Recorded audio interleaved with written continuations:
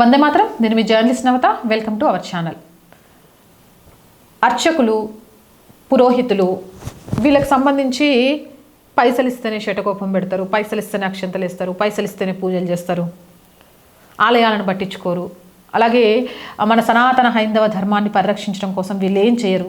ఇలా నాలుగు రకాలుగా మాట్లాడే వాళ్ళు ఉన్నారు. కానీ నిజంగా ఈరోజు సనాతన హైందవ ధర్మాన్ని బ్రతికించడం కోసం బ్రతుకుతున్న వాళ్ళలో మొదటి ప్రాధాన్యతను వాళ్ళకే ఇవ్వాలి. నేను సోషల్ మీడియాలో వీడియోలు చూస్తున్నప్పుడు ఒక పంతులు గారు మాట్లాడిన వీడియో చూసిన, నిజంగా ఆ వీడియో చూసిన తర్వాత ఆ పంతులు గారికి పాదాభివందనం చేయాలనిపించింది. ఒకసారి ఆ వీడియో చూపిస్తాను, చూడండి. చూసిన తర్వాత మాట్లాడుకుందాం. మనం మన ధర్మాన్ని ఆచరించాలి.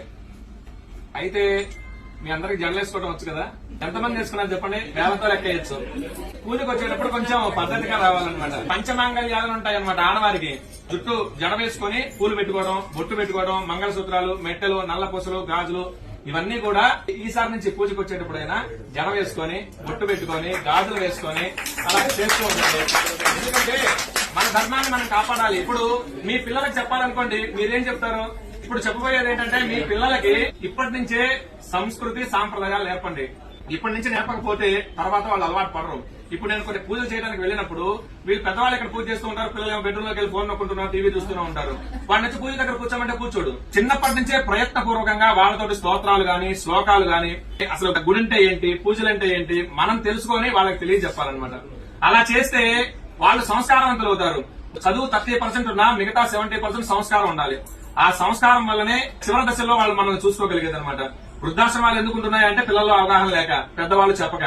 అయితే ఇతర మతాల వాళ్ళు ఆ పుస్తకాలు గాని, వాళ్ళ మతాల గురించి గాని వాళ్ళు ప్రచారం చేసుకుంటూ ఉన్నారు. కానీ ఎంతమంది ఇళ్లలో భగవద్గీత గాని, భాగవతం గాని, రామాయణం గాని, ఈ ఇతిహాసాలు గాని, పురాణాలు ఎంతమంది ఇళ్లలో ఉన్నాయి? ఒక పుస్తకాలు ఎంతమంది రోజు కనీసం ఒక్క శ్లోకం చదువుతున్నారా? వెరీ గుడ్ అండి. తర్వాత భగవద్గీతకు సంబంధించి ఒక శ్లోకమైనా మీరు చదువుతున్నారా? పిల్లలకి నేర్పిస్తున్నారా? లేదు. కాకపోతే ఈ సీరియల్స్, సినిమాలు వస్తూ ఉంటాయి. ఎంటర్టైన్మెంట్ ఉండొచ్చు జీవితంలో, కానీ జీవితం మొత్తం ఎంటర్టైన్మెంట్ కాకూడదు. మనకి 54 లక్షల జీవరాశులు ఉన్నాయి. వాటిల్లో విచక్షణ కలిగింది, బుద్ధి కలిగింది ఒక మనుషులకు మాత్రమే. మనకి జ్ఞానం ఉంది, బుద్ధి ఉంది. మనం హిందూ ధర్మంలో పుట్టినందుకు ఖచ్చితంగా మన హిందూ ధర్మాన్ని పాటిస్తూ ఒకళ్ళు మతం మారకుండా కాపాడే విధంగా మనం ఉండాలన్నమాట. ఇప్పుడు ఎడారి మతం వాడు వచ్చేసి నా మతంలో ఇది ఉంది అని చెప్పినప్పుడు మనం కూడా చెప్పగలగాలిగా. శివుడు ఎంత శక్తివంతుడు, రాముడు ఎంత శక్తివంతుడు, విష్ణుమూర్తి ఎంత శక్తివంతుడు, వీళ్ళు ఎంతమందితో యుద్ధం చేశారు, ఏమేం చేశారని మనకు తెలియాలి ముందు వాళ్ళకి చెప్పాలి అంటే. లేదు అంటే వాడు చెప్పేది నిజం అనుకుంటాం. కాబట్టి మనం నేర్చుకోవడం, కొంత సమయం భక్తికి, పూజలకి కేటాయించండి. అలాగనే ధర్మం తెలుసుకోవడానికి, ఆచరించడానికి కొంత సమయం కేటాయించండి. అలాగనే మీ పిల్లలకి కూడా చెప్పండి.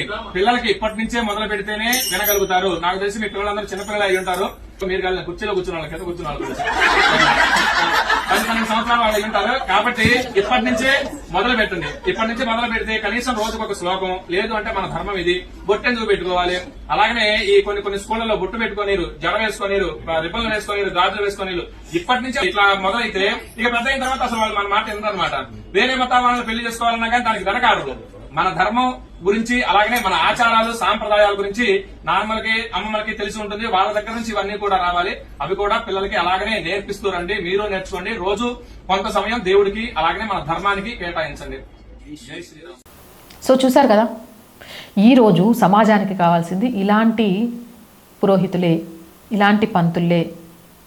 సనాతన హైందవ గొప్పతనాన్ని, ఆడపిల్లల సంస్కారాన్ని, అలాగే కుటుంబ విధానాలని ఎంత గొప్పగా చెప్పారు. నేను పూజకు వచ్చాను, పూజ చేసేసాను, వ్రతకథలు చెప్పాను, నా పని అయిపోయింది, నేను వెళ్ళిపోతాను అనుకోకుండా సనాతన హైందవ ధర్మాన్ని కాపాడటం కోసం తన వంతు సమయాన్ని కేటాయించి అక్కడ ఉన్న వాళ్ళందరినీ చైతన్యం చేశారు. చూడండి, నిజంగా ఈయనను ఆదర్శంగా తీసుకొని ఇక నుంచి ప్రతి పురోహితులు కానివ్వండి, అర్చకులు కానివ్వండి, పంతులు గారులు కానివ్వండి, మీరు ఎక్కడ పూజలు చేయడానికి వెళ్ళినా సరే అక్కడ పూజలు అయిపోయిన తర్వాత ఒక 2 నిమిషాల సమయాన్ని ఇలా మన సనాతన హైందవ ధర్మాన్ని కాపాడటం కోసం అక్కడ ఉన్న వారందరినీ కూర్చోబెట్టి మీరు మాట్లాడండి.